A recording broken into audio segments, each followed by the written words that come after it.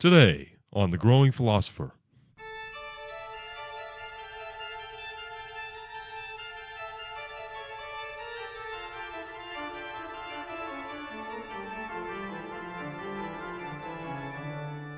The Reformed philosopher exists to further the kingdom of Jesus Christ through philosophic discourse. Through an engagement with the history of philosophy, the Christian is furnished with categories of the mind, the heart, and life. To that end, we present to you the Growing Philosopher podcast, a podcast intended to take our listeners from a basic knowledge of philosophy into its depths, that they might know, and in knowing, be transformed. Our first season is devoted to an explication and justification of our system at the Reformed Philosopher. The subjects we engage are vast but unified into cohesion through Jesus Christ, the Logos of God. With the aim of your benefit, we present to you our first season now, entitled The Reformed Philosopher. This, our first episode of Season 1, will be focused specifically on addressing what exactly philosophy is. So I have with us here today Patrick Steckbeck, our CEO and founder, and Michael Hall, a regular contributor to the Reformed Philosopher blog.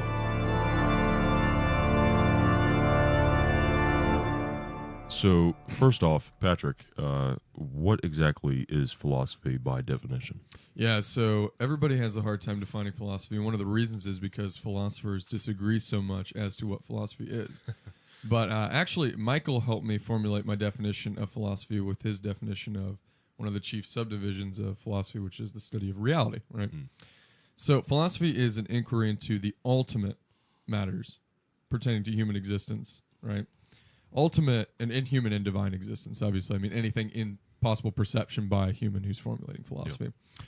But ultimate just means that which everything else is predicated on, right? So the house ultimately has a foundation in the floorboards, but it also ultimately has a foundation in the ground.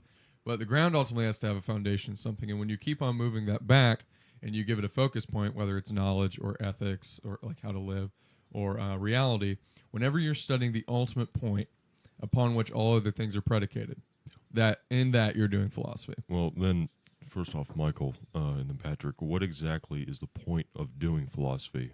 What are its uses? Man as a rational animal has innate needs. If you put him in any type of sociological context or political context, he's going to need to understand not only himself, but how he relates to the nature of things and the order that's present, and also what the nature of things is, and then how he should live in light of that. These are existentially relevant questions to begin with. So philosophy's use is to, at the very least, open one's eyes to the reality of responsibility in some ways, intellectually and morally. Like, you are responsible for what you think and whether it's true or not. You're also responsible for how you live your life and whether your understanding of how you ought to live your life is actually what it should be. You don't get free passes in the sense of, well, I just can live unthinkingly. Well, no, you're not, because you're just taking in a bunch of particulars without a unified whole, right? Exactly. And so then you're left with, oh, this doesn't fit with this, but you can't actually... A fractured self with no reason for reality. Yes, exactly. Yeah. Yeah, so, I mean, one of the points of doing philosophy, I forget which philosopher it was who said, the reason ultimately that we do philosophy is because it makes us happy, right? And Aristotle, yeah. I don't know, I don't think he was quoting Aristotle, but it's obviously in lieu of Aristotle's view of ethics, right? Eudaimonia, satisfaction, happiness, right? Completion. Right, yeah, the completion, exactly, actualization. The reason we do philosophy ultimately is because it can procure happiness if done well, right? And so that's one of the reasons. Another reason that I've always noticed, and one of the reasons that I love philosophy so much, is because it frees the mind from unconscious mental slavery, right? So everybody walks around with a worldview, or at least the foundations of a worldview, or a mixture of worldviews, whether coherent or incoherent. They are on every way propagated by mass media, by influential personalities and people around them. And they have these beliefs, and everybody has like a philosophical substructure, right? The question is whether or not it's conscious. And that's one of the necessary conditions to determine whether or not you're a good philosopher, right? Are you conscious of what you believe or not, right? So everybody's a philosopher. It's just, are you a good one or not? So what are the main, or at least some of the main questions that philosophers are trying to deal with? I think there's at least 4 primary questions. The first is, what is reality? Right. How do I know reality? What is it to be a human being? And then how ought I live? I think those are the 4 principal questions First deals with metaphysics, the second deals with epistemology, the third deals with anthropology, and the fourth with ethics. Right. And I would see ethics as connected to politics. Right. So ethics would focus on the individual, politics on the collective, Right. or the community. Some people want to also add in aesthetics. I haven't thought about that one Yeah, too like much. they want to say like value theory as like a part of ethics, like how you. But value that's things. just subcategorization. Right. So Aesthetics and then value theory, beauty theory. So yeah, but then another point of philosophy is, you know, what we would call as a subset of metaphysics or just ontology. So philosophy is not going to look primarily at like this man or that man, not Michael or Patrick, but what is man, right, in his essence. So a more ultimate question. So to connect it to my definition, like philosophy isn't just, you know, metaphysics, epistemology, and value theory or ethics. It's also whenever I'm getting into a situation, I'm asking a particular question about a kind of substance, right? That even like the nature of chair, which is generally the crass, boring example of how exactly how to determine like Plato's philosophy to, you know, first year philosophy students. But in truth, it's dealing with things that are absolutely essential to how you live your life. If you're going to go and define a man based on your definition of what a man is, you practically, if you're going to be consistent, must live in accordance with that definition. So there's practical ramifications for this. So the main questions, though, I think you hit on them. What is the real? What is the most real? You know, what is reality? You remember the Matrix, right? Where Morpheus asks philosophical questions to Neo. This is a good example of a philosophy being instantiated in literature. I didn't plan on going into the Matrix, by the way, but I love the Matrix. And he says to Neo whenever they're in a simulated computer program, he says, what is real? How do you define real? If real is just what you see and taste and touch, then it's just electrical signals interpreted by your brain, right? That is an idealist, right, philosophy, and it's a real question in philosophy, which is how do you distinguish between appearance and reality? Yeah. So how do you know the dream from reality? How do you know the dream from reality? So Socrates goes into the marketplace and he starts to ask questions, and he says the unexamined life isn't worth living, right? And he starts to just deconstruct people's worldviews. So one of the main questions philosophers ask is, what is the real and how do I know it? So how do philosophers typically go about answering those questions? What are the rules in philosophy? Right. I mean, science has the scientific method, but does philosophy have anything equivalent to that? Yeah, so I think Mike and I, you know, I come from a critical realist perspective in epistemology and metaphysics, but I think we both agree in a term of realism, right? So what that means is that however being presents itself to you, or however reality presents itself to you, given your own rational construct or your rational apparatus as a thinking being, right? Logic, consistency, you are bound to go wherever reality takes you, right? So the rule in philosophy is inner consistency, so that's called like the coherency aspect of truth, and then correspondence with reality. Yeah. Those are the two primary rules. And then you can get into more rules as you move down the line of what you believe in moving into Christian philosophy, but philosophy as such has two primary rules. Would you agree with that, Mike? Yeah. Do you got anything to that? I think another component to add there is insofar as a man attempts to make his internal conception of the world and reality correspond with external reality, that's also in many ways perfecting his intellect. It's bringing upon goods to his mind. He's becoming what he was intended to be as a rational animal. Right. And so truth then is not just this data to be acquired. Yeah, or a rule. Right. Yeah, it's something which you existentially need, and then actually improves you as a human being, and then correspondingly, because it makes you free, allows you to free others in some ways, and also in some ways it produces wisdom, but then as Ecclesiastes says, with much wisdom comes much sorrow, and so it can open up you to realities which you may not have wanted to perceive. It is a daunting task which requires resilience, because especially in our own contemporary society, to ask a philosophical question is to be countercultural. Yeah, right. I mean, you're going to end up asking a question, and your society's going to tell you, "Don't think about that. Think about this." Right. That's not acceptable to think about. That's an awkward question. That's not practical. Yeah, like in McIntyre's essay, "The Ends of Philosophical Writing and the Ends of Life," he opens with a scenario where there's a group of friends who are, you know, they're in line for a movie ticket, they're having dinner at a restaurant, and one of them, in just the face of everyone's bland trivialities, just can't contain himself and asks, you know, existential questions like, what is it to live a good life or a bad life? What is the impact of death on my life? What laws are really rightfully bounding to me as a human being in this society? He describes the people's reaction as one of not just embarrassment, but willingness to forget the question. They don't want to think. You don't want to think. because when you think, you have to ask questions that are uncomfortable emotionally. That's right. You live in a society now where to ask a question, what is it to be a good person? You were this close from being called a bigot, because the moment you give an objective answer, they just say, oh, you're one of those. You don't allow me to do what I want to do. Right. You are imposing some type of external structure upon me, and now I can't live how I want to live. It's the result of pragmatism and pluralism and all kinds of other philosophical ideas. That's right. But it's turned in on itself to become this self-consuming ideal where everyone is clamoring for inner peace while shunning the means by which historically that's been sought, Inner peace, which is philosophy. Right. Yeah, I think Mike is hitting at something that is one of the biggest points in the history of philosophy, right? If you remember Plato, one of the greatest analogies to the philosophical spirit or the philosophical move is the analogy of the cave, right? And so Plato is down and he imagines a prisoner who's been locked into this cave his whole life, surrounded by other prisoners, and the only thing they see are images cast onto a wall. Shadows. Right? Shadows cast onto a wall, right? So they're talking to each other, but they don't see each other. The only thing that they see is the wall, right? And it talks about how they have trophies amongst themselves and like pleasure themselves and dissuade themselves, and they really believe that these shadows cast on the wall are the truth. Now, I'm not going to get into the entire analogy, but this is exactly what you're talking about. As in McIntyre's, right? Is the crowd, right? It's essentially the crowd. Kierkegaard picks up the same idea. The crowd will dissuade itself of any natural pursuit of truth, and this is one of the benefits of philosophy, right? It's that it can get you, while you still love the crowd, if you're being a good Christian philosopher, it gets you outside of the crowd so that you can stand on your own as an individual who is principally free mentally. And how I define mental freedom is that you both are conscious of your worldview and have a justification for it all the way through, right? As far as you can. I mean, you're finite, but so in Plato's scenario, the man is freed. He then comes back to the prisoners in the cave to come, save them.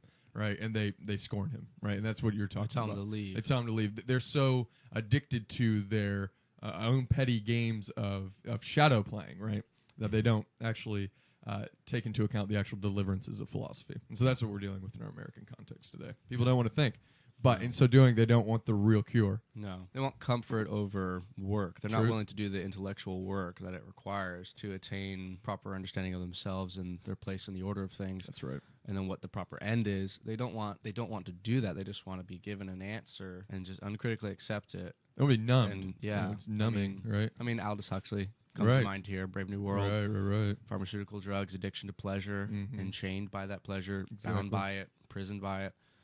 Everything ordered for you by a government, by a mind outside your own. Yeah, predisposed completely to anything and just acting on a loop. Yeah, and it never ends. Never ends. Yeah, it's like the happy 1984. Like 1984 is like sad. Aldous Huxley, like you read through that book and you're like, oh, this would be kind of nice. Then you realize like you're a freaking slave, man. Like you're just a slave to your own pleasure. Yeah. But what's the difference between Huxley's vision in the book and our reality right now, or at least there is none? I mean, sure, you don't have, per se, you could argue this point, there. You don't have a government which is self-consciously enslaving its people by the use of pharmaceutical drugs, but you do have a proliferation of recreational use of very heavy drugs. You have a anti-intellectual sweep which has taken the country for many decades now, which is ironic considering America is the playground on which philosophies have lived out. And then you have the subsequent scorn of anyone who attempts to hold a nuanced position. See, like it's, for example, in American politics, you have the left and you have the right. To critique both is, quite frankly, political suicide. Right. You won't be respected. You won't have colleagues that respect you. Right. But yet, since when do ever two options always the only two? Like Aristotle always takes the middle way. Right. Virtues a mean. Heraclitus Parmenides, he takes the middle way with act and potency. Yeah, one of the biggest axioms is that if somebody presents you with just two options, you can almost immediately point out that they're wrong. Yes, exactly. Unless it's the ultimate question of whether you're going to heaven or hell or God and the devil. If it's here on earth, it's highly, highly unlikely that that's the case. Yeah, I mean, and this is why I like to study, even though we're doing philosophy here, to study the history of philosophy. There's an excellent work by Richard Muller on post-Reformation Reform dogmatics, where he, deals with Aristotelianism, rationalism as it takes place in the post-Reformational period. But he's so nuanced that you can't accuse him of that kind of reductionistic view. And it's so helpful, and it's so, it's like fresh air, because you're reading this and you're not just having the same old rehash. I mean, this even happens in philosophy, and how it's popularized is people oversimplify. And they do that in the attempt to make it accessible. That's right. But when they do it, you lose something. You do. And you ended up with an interpretation of Hegel rather than Hegel himself, or of Kierkegaard, or of Marx, Aquinas, or whoever it Thomas, is. yeah. And they whittle them down to like these 3 or 4 basic principles, and you end up with straw men ultimately. Right. And so sometimes even in our own area of expertise, we come across this. This is the struggle of like the historian of philosophy, right? Because it's like you have to try and hold these people together in some sense of a causal relation to one another, also simultaneously being faithful to each one's text in their own context, you know. And I mean, in many ways, the struggle of any historian, whether Right. it be of philosophy, theology, history in general. Right. Yeah, but I wanted to make a point touching on Brave New World, because you were talking about how pharmaceuticals were used in Brave New World in order to actualize political control. Yeah. Political control is something that is completely contrary to the philosophic spirit, right? Yeah. You look at Socrates, and he's willing to question the Athenian government and die at the hands of it. You look at Marx, he's willing to agitate, right? Even if you don't agree with somebody's philosophy, you look at them, and it's one of the things that is just inherent to being a philosopher is the inner sense of freedom to take your logical, to take reality, being in reality and logic to where they logically go, you know, and to stand alone against that, and to stand with other people who are going to stand against it. It's not just alone, but in Huxley's work, it's not just pharmaceuticals, right? It's that the babies are trained from a very young age, habituated, even like it talks about them in their sleep being repeated phrases to them like alphas are bad or something like that, which is another class in society in Huxley's work. And we see this same habituation in our own day, right? Yeah. We are at a very young age, yes, mass media, but also the school system. At a very young age, we are taught not to question, but to submit to a system. The only goal that system has, I can remember it being on the walls in the public school system, is if you fulfill all these conditions, you will make more money so that you can then have your kids go back and make more money, and then you can all die, right? It is a jank philosophy that does not satisfy the ultimate needs of the human spirit, and that is why philosophy is necessary. See, there's actually a popular, albeit vague, sense of this. You hear a very popular phrase going around. I've heard it from people I know. I'm sure you guys have heard it. The phrase is, I was not born to just pay bills and die. That's right. Yeah. People have a sense that I'm here to do more than just go to high school, get a diploma, go to college, get a bachelor's degree, get a 100K job, 9 to 5, pay my bills, and then one day just rot. Value and meaning and purpose. Yeah. I mean, it's an existential point. They have this sense that, no, there must be something more to my human existence. There must be a deeper value and meaning and purpose. Yeah. I mean, it's an existential point, but it's valid. People do want their lives to have meaning. Right. But you hear that a lot. Like, I'm in search of meaning. You'll read books, right? How to find meaning for your life. Well, it's definitely the point of Aristotle's Nicomachean Ethics. Oh, yeah, absolutely. Right? So, meaning, but I mean satisfaction in that, right? Yes, exactly. So even our culture, though, despite its deception, it still is able to look at itself, albeit not very well, but still note there's something wrong here categorically to its own way of living, and then how it communicates how people ought to live. Right. This is how philosophers primarily are used, I think, by God, if I'm going to get a little theological, by God in common grace, right? Philosophers are used in order to check the totalitarianism that is necessary for a level of political stability and order. But philosophers usually find themselves standing against that order, and asking, why does it have to be this way? What are its ultimate foundations? And not necessarily rebelling, right? Socrates didn't rebel to the Athenian government because he thought it would be wrong for him to use force. He just accepted death. Yeah. Now, other philosophers did rebel, and that's a question for situational ethics at any given time. But philosophers stand against the current generally in order to ask the ultimate questions of whether or not this can be justified in any given sense and what are its ultimate foundations. So we kind of already touched on some of them. I mean, talking about the analogy of the cave, the movie analogy, but to touch on this a little bit more, what are some of the goals of philosophy? I think philosophy has a singular goal. And that is what Aristotle calls happiness in Nicomachean Ethics. Philosophy, I would argue, is a means by which the good which is proper to man as a whole being is pursued, not just his intellect. I think his will is also intended to be habituated, developed by philosophy, particularly by ethics there. But I think philosophy, generally speaking, you take a man who knows nothing, he accepts reality uncritically, he lives and makes his decisions without any reason and without any regard for consequence upon his society, upon people external to him, but also upon his own soul, himself. You take him alongside you and you mentor him, you talk to him, you teach him philosophy, and you teach him to instill in himself the philosophical spirit and disposition, and all of a sudden the light goes on, and he's realized, I was just in what Kierkegaard would call a state of despair. Mm-hmm. It's to such an extent that I couldn't even see it. I couldn't even feel it. There wasn't even any perceptible aspect where I would be like, why am I living this way? That idea, that question isn't even there.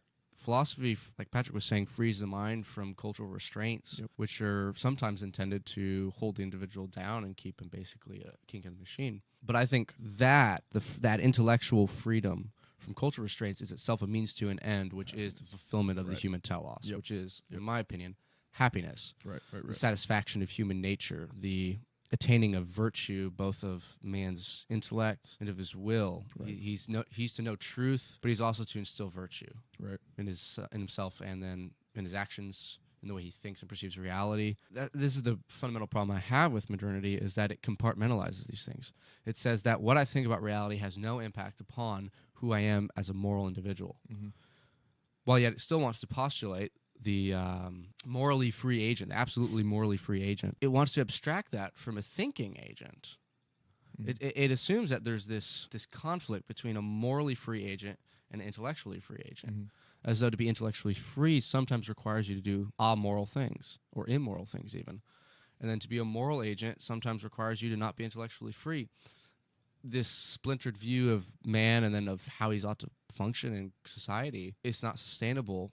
And I think we need to get back to viewing man as a holistic being with holistic needs. And until those needs are met, he's going to wallow and wander. We need to find rest. And Augustine said our hearts are restless until they find rest in God, and he's right. But there's also a preliminary step to that kind of rest, which I think philosophy gives us, which is rest in knowing ourselves to some measure, and then knowing what we ought to do and how we ought to live. That's right. Yeah, I really like that answer, Mike. You made a distinction between the modern and the classical view, and I just wanted to explicate that for our users, just so that they know. The classical view essentially was that of, pre-modernity, right? So modernity doesn't refer to our contemporary situation, doesn't refer to 2019. It refers to a move in philosophy where individual philosophers started to go inward and started to not have a foundation in metaphysics or in a view of the world, and started to ask, how can I know that world at all? How can I justify, based on what we would call autonomous rationality, or my mind alone, the world outside of me? So philosophers like Thomas and philosophers like even Aristotle, though they worked in epistemology and did epistemological works, never did really systematic epistemology apart from their metaphysics. It was always metaphysics in relation to epistemology. Yeah. And really, if you read like Thomas, there's a priority to metaphysics, I would say.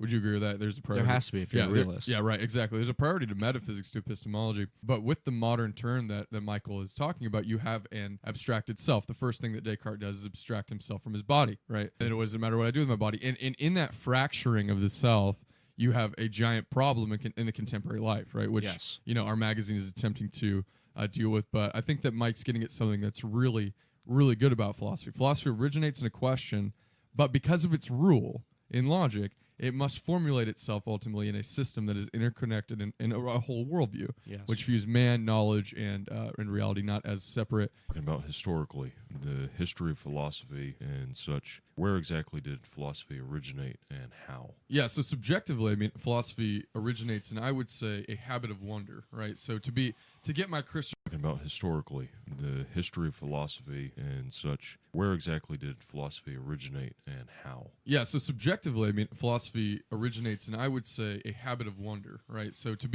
get my Christian presuppositions out here a little bit, God creates man after his own image and likeness and instantiates within him certain habits. We think of habits as something that, like, I do this 10 times and then it starts to become something that comes more naturally. And that's true, but in the Christian worldview, there are certain habits which are just innate, right? God just puts a predisposition to action, like the habit of faith, or post-fall, the habit of unbelief, which God doesn't immediately put in us, but is a result of the fall.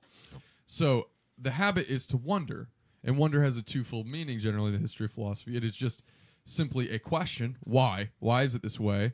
What is it? What is reality? What is this world that I'm in? Who am I? What's going on? But also it's why, right? A more emotional way of saying it, like just being bewildered at the fact of existence, right? Something that philosophers do is they rescind so far back from this thing to that thing to just being mesmerized by the fact that there is something rather than nothing at all. And Leibniz, I think it was, who said the ultimate philosophical question is why something rather than nothing, right? And this is the beauty of philosophy, which I think gets us at a bit of why we do this whole thing at all. It's that whenever you really seek to contemplate the fact that there's existence at all, it is kind of bewildering. It's like, is, you know? And there's a bewildering to it. So philosophy, in other words, begins in wonder, formulates itself as a question, why, or what, or how, or is it, and then results in a consistent application or a system if it's done well. And so John Paul II, the Pope John Paul II, it's funny when Protestants quote the Pope.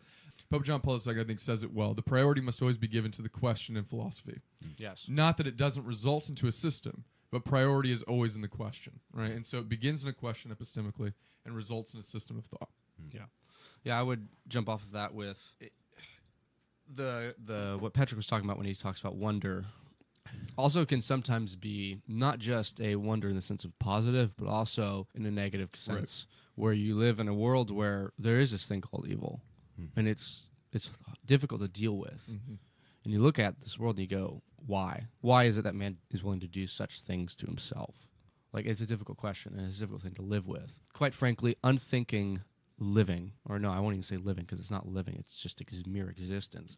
Unthinking existence will not stifle that inner disturbance. That's right. It'll actually probably just create more of it. Or numb you to it, but either way, you're objective. not living anymore. You're like a salmon going through, or not a salmon, but more of a passive, docile fish rolling down the stream. Yeah. Salmon swim upstream, so that's like a philosopher. Yeah, exactly. We're the salmon. So, because the unthinkingness won't satisfy what is needed in a human being, there necessarily is this question, like Patrick was talking about, the wonder. You know, it's not doubt, like Descartes' doubting of all things. Yeah. I want to emphasize that. We're not necessarily proposing that. Right. We're not proposing Descartes', I'm going to doubt everything. What we're proposing is that the philosophical spirit resides in a question of, well, why are things this way? Or what really is the human good? Is there even such a thing? Like, these are questions which need to have an existential grounding. They need to be subjectively grounded, but they nevertheless are objective questions. But it's not, we don't question them for the sake of questioning. We're questioning them to find an answer, right? Because like Aristotle says in Nicomachean Ethics, we have these desires for certain things. Right. If there is nothing in which that desire is satisfied, that desire is then useless and vain. So, I mean, philosophy is asking people to go upon a very potentially dangerous path, because you can end up, I don't believe it's true, but through your own experiences and how those cloud an individual's view of reality and their judgment, you can end up as a nihilist. Like that happens, Right. And it's scary. So thinking is dangerous, but it's also necessary, because the other end is not just dangerous. Not thinking is not just dangerous. It's also a form of suicide. Philosophy's origin needs to be in a desire for the satisfaction of desire, almost, as it were. That's an interesting way to put it.